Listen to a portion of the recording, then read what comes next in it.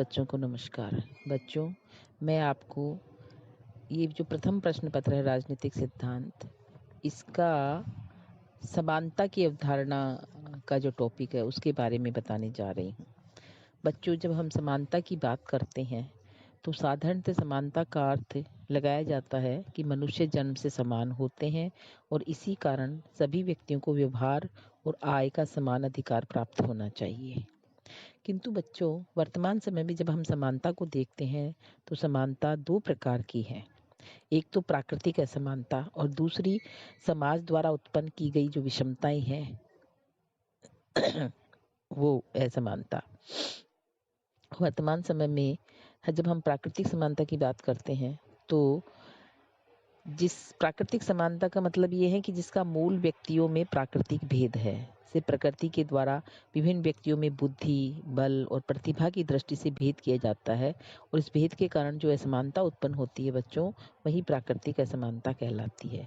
इस प्राकृतिक असमानता का निराकरण संभव नहीं है और उचित नहीं है, मतलब इसमें हम परिवर्तन नहीं कर सकते।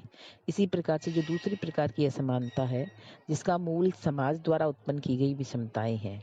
अनेक बार हमने देखा है कि बुद्धि, बल और प्रतिभा की दृष्टि से श्रेष्ठ होने पर भी निर्धन व्यक्तियों के बच्चे अपने व्यक्तित्व का वैसा विकास नहीं कर पाते जैसा विकास उससे निम्नतर बुद्धि बल के धनिक बच्चे कर लेते हैं। इस सामाजिक असमानता का मूल कारण समाज द्वारा उत्पन्न परिस्थितियों का वह वैमनस्य है जिसके कारण सभी व्यक्तियों को व्यक्तित्व के विकास के समान अवसर प्राप्त नहीं हो पाते हैं। राजनीति विज्ञान की एक धारणा के रूप में समानता का तात्पर्य बच्चों सामाजिक वैमनस्य द्वारा उत्पन्न इस असमानता के अंतर से ही है। इसका मतलब ये हुआ कि राज्य के सभी व्यक्तियों को व्यक्तित्व के विकास के लिए समान अवसर प्रदान किए जाने चाहिए, ताकि किसी भी व्यक्ति को कहने का अवसर नहीं मिले कि यदि उसे यथेष्ट सुविधाएं प्राप्त होती तो वह भी अपने जीवन का विकास कर सकता था। इसलिए मैं समानता के बारे में ये कहना चाहूंगी कि समानता का तात्पर्य ऐसी परिस्थितियों के अस्तित्व से होता है जिसके कारण व्यक्तियों को व्यक्तित्व के विकास हेतु समान अवसर प्राप्त हो सके और इस प्रकार उस असमानता का अंत हो सके जिसका मूल कारण सामाजिक वैषम्य है। बच्चों, अब मैं समानता के विभिन्न पक्ष या विभिन्न आयाम जो है उसके बारे में चर्चा करूंगी। समानता वर्तमान समय की सबसे महत्वपूर्ण और लोकप्रिय धारणा है। विभिन्न विचारकों ने अपने अपने तरीके से समानता की धारणा का प्रतिपादन किया है। ये इस स्थिति में समानता के विभिन्न रूपों या आयामों को जन्म दिया है। समानता के जो आयाम है वो बच्चों जैसे वैधिक या कानूनी समानता अथवा समानता का कानूनी पक्ष, राजनीतिक समानता या समानता का राजनीतिक पक्ष, सामाजिक समानता या समानता का सामाजिक पक्ष, आर्थिक समानता या समानता का आर्थिक पक्ष। मैं आपको सबसे पहले वैधिक या कानूनी समानता के बारे में बताऊंगी। बच्चों, कानूनी समानता का मतलब ये है कि राज्य द्वारा अपने नागरिकों के साथ जो है मनमाना व्यवहार नहीं किया जा सकता। कानून की दृष्टि से सभी नागरिक समान हो और सभी नागरिकों को कानून का समान संरक्षण प्राप्त होना चाहिए। ब्रिटेन की संवैधानिक व्यवस्था और भारत में भी विधि के शासन को अपनाया गया है, जिसे हमारे यहाँ पे सभी को कानून के समक्ष समानता प्राप्त है। आर्टिकल 14 में कानून के समक्ष समानता प्रदान की गई है। इसका मतलब है कि कानून के सामने सभी व्यक्ति समान हैं। राज्य सभी व्यक्तियों के लिए एक से कानून बनाएगा और उन कानूनों को समान रूप से लागू भी करेगा। राज्य जन्म, वंश, लिंग, धर्म, जाति, जन्म स्थान, धनी, गरीब या ऊंच नीच आदि के आधार पर कोई भेदभाव नहीं करेगा। यानी कि जेनिंग्स के शब्दों में हम कह सकते हैं कि समान परिस्थितियों में सभी व्यक्तियों के साथ कानून का व्यवहार एक समान होगा। बच्चों, इसी प्रकार से कानून के समान संरक्षण भी लोगों को मिला हुआ है। कानून के समक्ष समानता कानूनी समानता का एक नकारात्मक पक्ष भी है, लेकिन इसके साथ ही कानूनी समानता का एक सकारात्मक पक्ष ये है जिसका अर्थ है कि राज्य के सभी नागरिकों को कानून का समान संरक्षण प्राप्त होगा। राज्य कानूनों के माध्यम से अपने नागरिकों को जो स्वतंत्रताएं प्रदान करता है तथा शिक्षा, स्वास्थ्य और जीवन के अन्य क्षेत्र में जो सुविधाएं प्रदान करता है, उनके संबंध में राज्य अपने नागरिकों में कोई भेदभाव नहीं करेगा। इसमें यह बात साथ ही साथ निहित भी है कि अधिकारों की रक्षा के लिए प्रत्येक व्यक्ति समान रूप से न्यायालय की शरण ले सकता है। अनुच्छेद 14 में कहा गया है कि भारत के राज्य क्षेत्र में राज्य किसी व्यक्ति को कानून के समक्ष समानता या कानून के समान संरक्षण से वंचित नहीं करेगा। इसके अलावा बच्चों, हम कर्तव्यों के प्रसंग में समानता की भी बात कर सकते हैं कि कानूनी समानता में यह धारणा भी सम्मिलित है कि अधिकार के साथ साथ सभी व्यक्तियों के कर्तव्य भी एक समान ही होंगे। वंश, जाति, धर्म, संपत्ति आदि के आधार पर किसी को विशेष सुविधाएं न तो किसी को विशेष सुविधाएं प्राप्त होगी और न ही उनके कर्तव्य अलग होंगे। इसके अलावा करों के निर्धारण में भी समानता की बात हम कर सकते हैं कि करों का बोझ सभी के ऊपर डाला जाएगा। इस प्रसंग में हम कर देने की क्षमता के आधार पर अवश्य भेद कर सकते हैं। धनी व्यक्तियों पर करों का अधिक बोझ और निर्धन व्यक्तियों पर करों का कम बोझ कानूनी समानता के सिद्धांत के अनुसार ही होना चाहिए। इसके अलावा बच्चों, विवेक संगत आधार पर भेदभाव मान्य है। कानूनी समानता का विचार राज्य द्वारा बच्चों मनमाने आधार पर किए जाने वाले भेदभाव का ही निषेध करता है। विवेक संगत आधार पर यदि किसी वर्ग विशेष को विशेष सुविधाएं प्रदान की जाती है तो समानता का सिद्धांत इसका निषेध नहीं करता। शर्त यह है कि उस स्थिति में उस वर्ग के सब लोगों पर वे समान रूप से लागू हो। उदाहरण के लिए, राज्य ऐसा कोई कानून नहीं बना सकता उदाहरण के लिए राज्य ऐसा कोई कानून बना सकता है कि अमुक राशि से कम आय वाले लोगों को सरकारी दुकानों से सस्ता अनाज मिलेगा अथवा परिवार के बच्चों को शिक्षण शुल्क में छूट दी जाएगी। भारतीय राज्य व्यवस्था में अनुसूचित जाति और जनजातियों को जो विशेष सुविधाएं प्रदान की गई है वे सारी इसी श्रेणी में आती है और वर्ग विशेष को प्रदान की गई इस प्रकार की विशेष सुविधाओं को इस आधार पर न्यायालय में चुनौती नहीं दी जा सकती कि वे कानून के समक्ष समानता के सिद्धांत के विरुद्ध है। बच्चों, इसके अलावा दूसरी जो है समानता का जो दूसरा पक्ष है वो है राजनीतिक समानता। सभी राजनीतिक समानता का मतलब ये है बच्चों की राजनीतिक प्रक्रियाओं को प्रभावित करने के जो अवसर है वो सभी नागरिकों को समान रूप से प्राप्त होंगे। राजतंत्र, कुलीनतंत्र या तानाशाही व्यवस्था राजनीतिक समानता के सिद्धांत में विश्वास नहीं करती, केवल लोकतंत्र ही इसमें विश्वास करता है। इसके अंतर्गत हम जैसे मतदान का अधिकार है, चुनाव में उम्मीदवार खड़े करने का या बनाने का अधिकार है।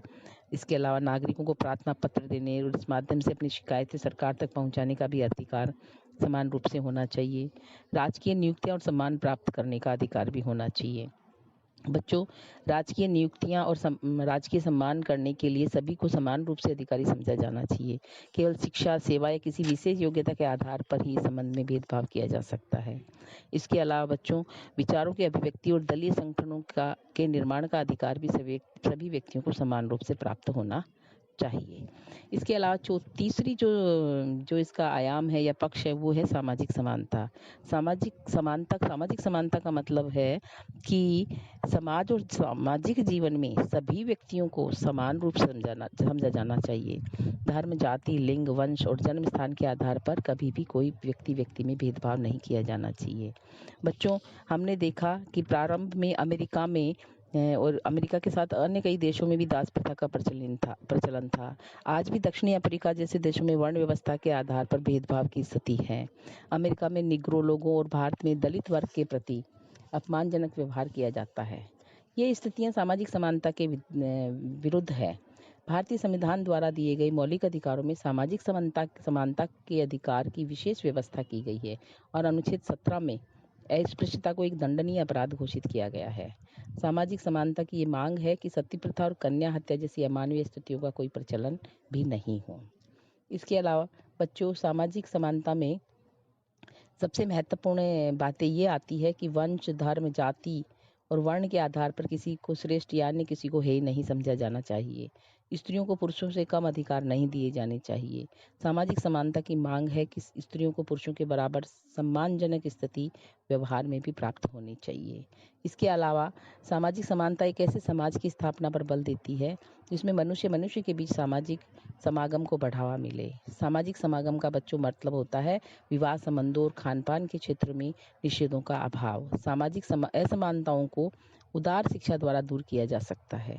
इसके साथ ही सामाजिक दृष्टि से पिछड़े लोगों की उन्नति के लिए उनके आर्थिक विकास हेतु विशेष सुविधाओं की व्यवस्था करना भी बहुत आवश्यक है। इस प्रकार बच्चों, सामाजिक समानता का अर्थ ये नहीं है कि राज्य स्त्रियों, बच्चों और पिछड़े वर्ग के लिए विशेष सुविधाएं नहीं जुटा सकता है। यह सामाजिक समानता की मांग ये है कि सभी कमजोर वर्गों के लिए विशेष सुविधाओं की व्यवस्था अवश्य की जानी चाहिए राज्य के द्वारा। इतना आवश्यक है कि विशेष सुविधाएं प्रदान करने के संबंध में व्यक्ति व्यक्ति के बीच ऐसा कोई भेदभाव भी नहीं किया जाना चाहिए जिसे न्याय संगत न ठहराया जा सकता। इसके अलावा बच्चों, जो चौथा इसका आयाम है वो है आर्थिक समानता। आज आर्थिक समानता एक बहुत महत्वपूर्ण स्थिति प्राप्त कर चुका है। बच्चों, यदि हम जब सिद्धांतों की बात करते हैं तो व्यवहार में हम समानता को प्राप्त करना चाहते हैं तो आर्थिक समानता की स्थिति को प्राप्त करना सबसे पहले आवश्यक होगा। रूसो ने अपने प्रसिद्ध ग्रंथ सोशल कॉन्ट्रैक्ट में लिखा है कि सरकार को ऐसी नीति बनानी चाहिए कि न तो अमीरों की संख्या बढ़ने पाए और न भिखमंगों की। इसका मतलब ये है कि समाज में भारी आर्थिक विषमताएं नहीं होनी चाहिए। आर्थिक विषमताएं जो है बच्चों, वो समाज के संपूर्ण ढांचे को दूषित कर देती है। लास्की का कहना है कि जिस देश में संपत्ति और उत्पादन के साधन कुछ गिने चुने लोगों के हाथों में केंद्रित होते हैं, उस देश की राजनीति, संस्कृति, शिक्षण संस्थाओं और न्यायपालिका पर धन पूर्णतः हावी हो जाता है। इतना ही नहीं, धार्मिक समुदाय भी उन्हीं के इशारों पर चलते हैं। इसलिए बच्चों, आर्थिक असमानता को समाप्त किया जाना बहुत जरूरी है। आर्थिक समानता का मतलब है कि आर्थिक समानता का मतलब मैं ये नहीं कहना चाहूँगी कि यह नहीं है कि सभी व्यक्तियों को समान वेतन मिले या सभी व्यक्ति बराबर भौतिक साधनों का उपयोग करें। इस प्रकार की स्थिति को प्राप्त कर पाना संभव नहीं है, नहीं उचित है। आर्थिक समानता का मतलब है सभी व्यक्तियों की मूलभूत आवश्यकताओं की पूर्ति होनी चाहिए और संपत्ति की दृष्टि से समाज में भारी विषमताएं नहीं होनी चाहिए। इसके अलावा बच्चों, आर्थिक समानता के और भी बहुत सारे पहलू हैं, जैसे सभी व्यक्तियों को न्यूनतम भौतिक आवश्यकताओं की पूर्ति करे राज्य सरकार। इसके अलावा जब तक व्यक्तियों को भोजन, वस्त्र, आवास, शिक्षा और स्वास्थ्य की सुविधाएं प्राप्त न हो जाएं, तब तक इन्हीं व्यक्तियों को विलासिता के साधन प्राप्त करने का अधिकार नहीं होना चाहिए। इसके अलावा सभी व्यक्तियों को रोजगार, पर्याप्त मजदूरी और उचित अवकाश की सुविधा भी प्राप्त होनी चाहिए। बेरोजगारी, बुढ़ापे, बीमारी और अंगभंग की स्थिति में व्यक्तियों को राज्य की ओर से आर्थिक सहायता प्राप्त होनी चाहिए। पुरुषों और महिलाओं को समान कार्य करने के लिए समान वेतन मिलना चाहिए और ऐसी व्यवस्था की जानी चाहिए कि महिलाओं और बच्चों को उनकी आर्थिक मजबूरियों के कारण शोषण नहीं किया जा सके। इसके अलावा सभी व्यक्तियों को ऐसे अवसर प्राप्त होने चाहिए कि उनके द्वारा अपने व्यक्तित्व का विकास किया जा सके। इसमें ये बात भी निहित है कि सामाजिक दृष्टि से दलित और सभी निर्धन परिवारों के बच्चों को ऐसी सुविधाएं दी जानी चाहिए उनके द्वारा अपने व्यक्तित्व का विकास किया जा सके। इसके अलावा बच्चों, राष्ट्र की संपत्ति और उत्पादन के साधन कुछ व्यक्तियों के हाथों में केंद्रित नहीं होने चाहिए। ऐसी व्यवस्था होनी चाहिए कि कुछ व्यक्ति उत्पादन के साधनों पर स्वामित्व के आधार पर किन्हीं अन्य व्यक्तियों का शोषण न कर सके। इसके अलावा भीषण आर्थिक असमानताओं का अंत किया जाना चाहिए। पूर्ण समानता की स्थिति प्राप्त कर पाना संभव नहीं है, लेकिन राज्य की नीति ऐसी होनी चाहिए कि समानता की दिशा में आगे बढ़ने वाली हो। इस प्रकार बच्चों, कुछ ठोस लक्ष्यों, समानता के जो लक्ष्य है कुछ ठोस कार्यों के आधार पर ही प्राप्त किए जा सकते हैं, अन्यथा नहीं। इस प्रकार से बच्चों, मैंने आज आपको समानता का अर्थ और समानता के जो विभिन्न आयाम हैं, वैदिक कानूनी समानता, इसके अलावा सामाजिक समानता, राजनीतिक समानता, आर्थिक समानता के बारे में बताया। धन्यवाद।